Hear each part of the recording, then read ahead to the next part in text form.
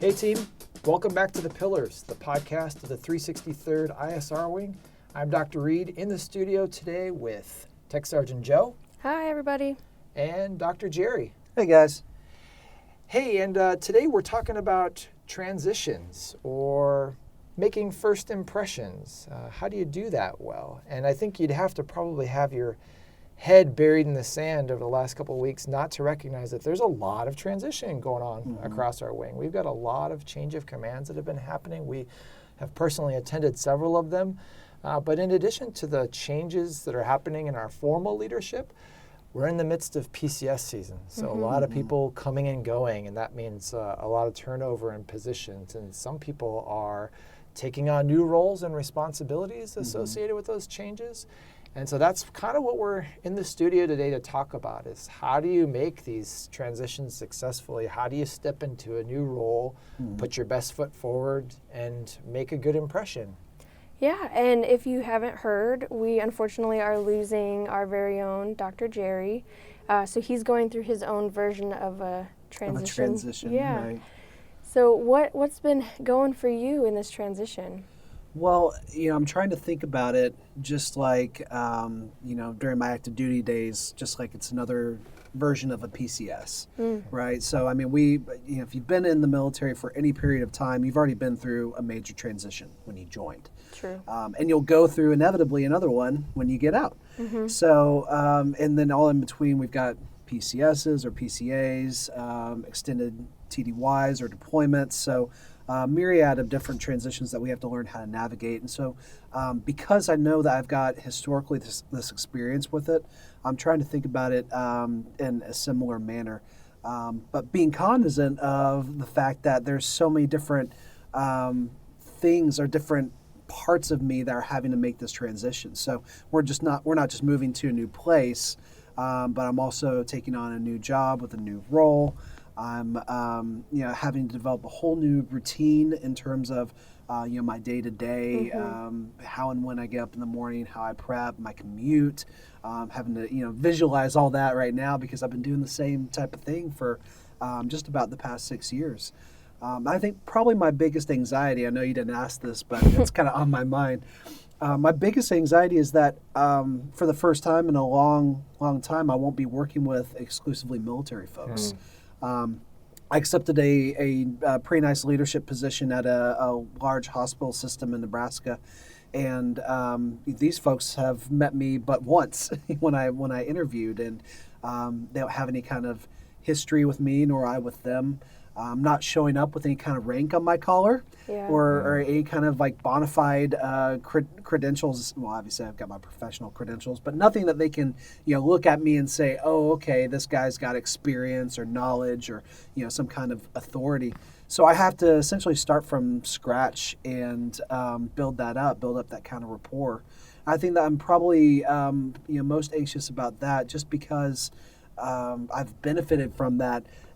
Both within the military and within our organization, just, having gotten to know people and people getting to know me. And, now I've got to start off making brand new first impressions.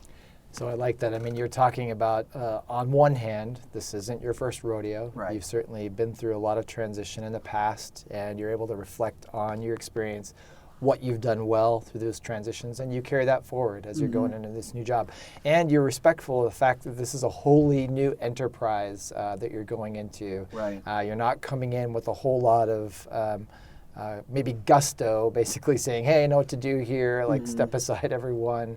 And there's no obvious markers you were talking about. There's no obvious markers. People can't size you up with some of the, the traditional markers that we use in the military to identify a person's, their pedigree, their history, what they've done before.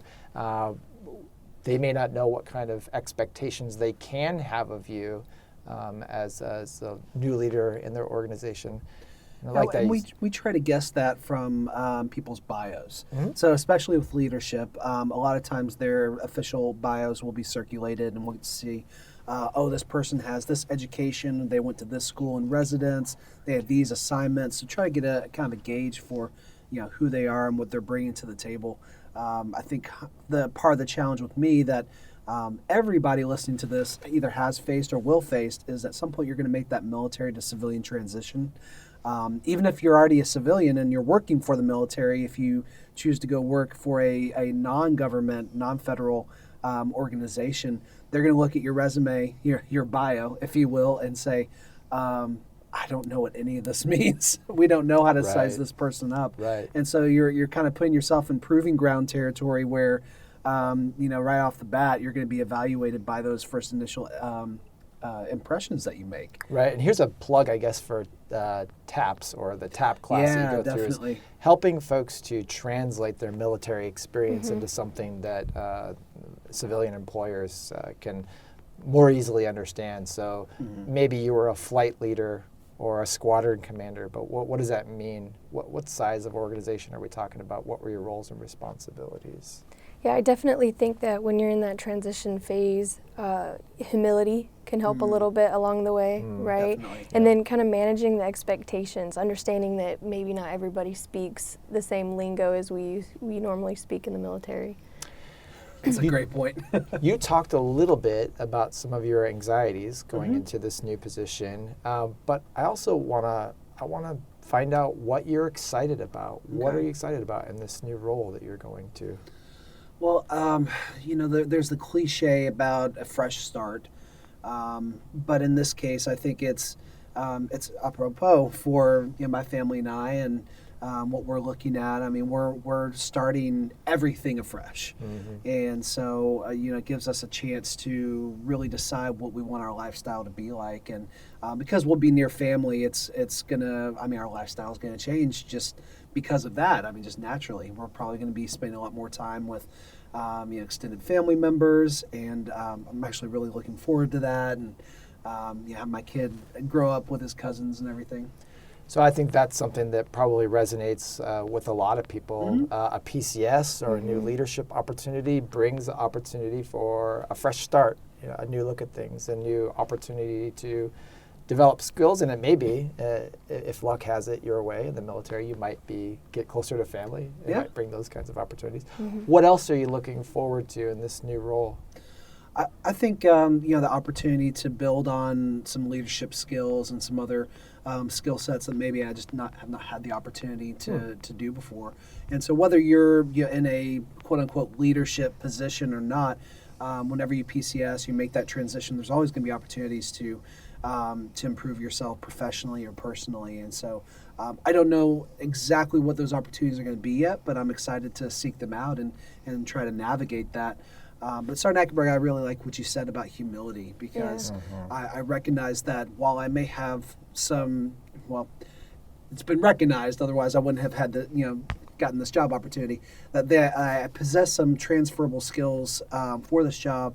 I don't know exactly what it requires yet, and so even for our folks who are PCSing, they may see a job title and be like, oh yeah, I can do that. I can be NCOIC of this or flight chief of this. You don't know exactly what all that's going to entail until you get to that unit. Yeah, I think it's really important to be willing to admit that you don't know everything, and just because you're a leader doesn't mean that you have all the answers. And so when you don't know something, speak up, say so. Make it a point to inquire, to study, and to learn, and to admit where you might be falling short in your knowledge of operations or whatever the case may be. Absolutely. And I think people appreciate, by and large, a genuine leader who's willing to speak candidly about their flaws or about their knowledge gaps, whatever they may be, more so than somebody who just tries to have all the answers or tries to put themselves out there like they're the end-all be-all. So I'm glad that you brought up flaws, leadership flaws. So you've had enough experience, I think, at this point to have developed some insights, or at least I hope so. What flaws have you had to kind of work on? And you knew you were going to be on the hot seat here as we start this interview. Okay, we're going there. What flaws, if you're willing to kind of be vulnerable with our listening audience, have you had to work on through successive leadership roles? Oh man, I'd say probably pride is the biggest one. And first thing that comes to mind. I have really had to, I think, struggle with being more humble And I know that's weird to say, but again, that's why I like that Sergeant Ackenberg brought it up, because I think that's so important for a leader and for gaining the trust of the people whom you're trying to lead. If you guys remember, a while back, I did a series of 5 Minutes to Thrive on Lieutenant General Quast's 5 or 4 major hallmarks of leadership. First one was nobility. I think I overdid that one. And so I've been trying to remind myself to work more on the second one, which was humility. Yeah. And then courage and compassion rounded out the 4. And so, that's something that I've really been trying to work on. I appreciate you bringing that up and, being willing to be vulnerable in that way, because I imagine that that's something that a lot of people struggle with as they come into a new role. If anything, their anxiety about being new and feeling incompetent might drive them to overcompensate, right? Absolutely. And to come across as trying to be very effective or very knowledgeable, when really and realistically their experience doesn't sort of connote that they should have that much, that they should be speaking that authoritatively or that pridefully on any kind of subject. Well, and what I know from a lot of my PCSs, especially in leadership positions, is that when you're coming into a new leadership position, there's such a hunger from, prior leadership, the airmen, for you to come in and solve all the old problems, right? They're really looking for that new blood, and sometimes there is the expectation that you need to have all the answers. And so I think coming in with the idea of listening to learn, right? Growing with the airmen, understanding what the gaps are, but not quick to make decisions, right? Really get to understand how this new job works, how your new position flows, and then start making small changes. But there is, I know from experience, this overwhelming urge for you to come in and just like make action, make change. And to be that savior, to be able to say yes and to gain that immediate rapport with other folks. But, I had a really awesome squadron commander a few years ago who gave me 2 pieces of advice. She said, when you come into an organization, don't change anything for at least the first month, more if you can, because you want to see what the status quo is and how things are already operating. It may just be perfectly fine. You may not need to really make any big changes. So learn the system first, learn the whys behind the processes before you do anything. And the second piece of advice she gave me was, the first 3 people who barge in your door and ask for permission to do something, tell them no. Because they've probably been hearing no for years, and they're just waiting for some new person to come in who doesn't know the background or the history and will just jump at a good idea. So don't be that yes person right away. There's probably some wisdom there. All right, Joe, I want to point the truth ray at you for a second. Sure. You talked about your experiences as a leader a little bit. What pitfalls or what mistakes maybe have you had to learn from as a leader? So many. I have been called compassionate, enthusiastic, right? Wait, those sound like good things. Yeah, well, you would think, but then the way that they sometimes are used, it's almost as like you're too enthusiastic, you're too passionate. So you did that interview thing where you describe your greatest weakness as a strength. Yeah, right. Clever. But what I've learned is that I've had to take a step back. Like, I am quick to action. So if I see wrong, I want to correct it. I want to fight for the airmen. But I've learned, too, that you can get yourself in trouble that way. I remember specifically an airman came to me one time and told me this horrific story of his experience with a supervisor. And I just locked arms with this member, and we went straight to the first sergeant. And the first sergeant was like, "Thank you, Sergeant Joe," but had the member stand outside the door, and then she proceeded to tell me the real story. And so it was a good lesson that, it's okay to be the lending ear, and it's okay to be action, but let's take more into consideration, right? Yeah. Get a whole picture versus just that snippet from that airman. And that was really helpful for me, because in the future, I've had situations come to me, and I've been able to gather more data, get a little more insight into the situation before action had to be taken. And I think that benefited everybody a little better than just locking arms and creating, And I think we feel under pressure sometimes when we're in these major transition periods to jump right to action. Yeah. But I think we can alleviate a lot of our own discomfort once we are settled into a new place and or a new job, if we just kind of sit back for a little bit and allow ourselves to get settled and to just understand the status quo before we try to take any more on.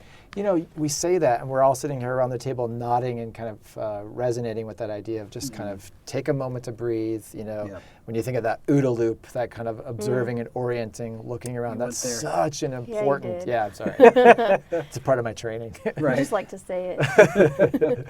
But I think we all understand that that's an important part of the process, and yet, in spite of that, there seems to be something that compels us to want to jump into the deep end, probably before we've looked around to see that there aren't sharks or other hazards in the water. So I just throw that out there because I think a lot of us come into these positions and we know that's probably what's best, but we just start thrashing and flailing and doing stuff to be seen as productive or helpful or to make a good impression. Some of it is self-inflicted. So some of it is, you feel like you have to justify yourself in this new position, or start to make your mark early on so you can establish that authority with these people who don't know you from Adam. Right. But the other part of it too, I think, is Air Force culture. I mean, just the way that our promotion system works, our EPRs and OPRs, at least as they're currently threaded, you've got to make some kind of impact. You've got to have some kind of quantifiable outcome that's positive over your year span or less of rating time. And so sometimes when you get into this new job, you've only got a few months left before that EPR, OPR closes out. And so you've got to start doing things right away, or you feel like you've got to start doing those things. Yeah, I can relate with that completely. When I got selected for this assignment, I'm the first in this position, right? And there's kind of an idea of what we do, but I know clinic work, and I show productivity because we have numbers and we have all kinds of data at the clinic to show that we're rocking it. But here, how do you quantify and have data for just doing unit visitations and walkarounds and small little interactions that lead to good things, right? How do you capture that data? And so for me, I know that I've had to grow my competencies and develop my skills in a whole new way that's outside the clinic. Right. Did you ever think that you would write an EPR bullet that captured the fact that you've recorded and distributed 75 podcast episodes, right? Like that's just not something that you imagined as you walked into this Matter of fact, when I got on board and Dr. Jerry and the chaplain were on here, they were like, oh, you're going to be part of this podcast. I think I died a little. I was just like, no, I didn't want to be part of it, but it was definitely growing that skill. Yeah. Well, guys, I think we've reached that point in our podcast where we typically start thinking about our listening audience and tips that we would give them. And I think we've already given them a lot during this episode in terms of... We can consolidate them. We can consolidate. Yeah. So, Dr. Jerry, let's start with you. Give us a tip, something that you would want someone new in a position to know, maybe a new leader, but maybe anyone who's kind of assuming a leadership role at any level. Well, I'll make it even more general than that and talk about how to navigate transitions. But I'd say semper gumby, just be as flexible and go with the flow as you possibly can, because there's going to be a lot that hits you. A lot of things are going to go wrong as you're making this transition. A lot of things are not going to play out exactly how you thought when you're taking on this new leadership role, or you may not understand the whole situation before you're called to make a decision. So. Be as flexible as you can.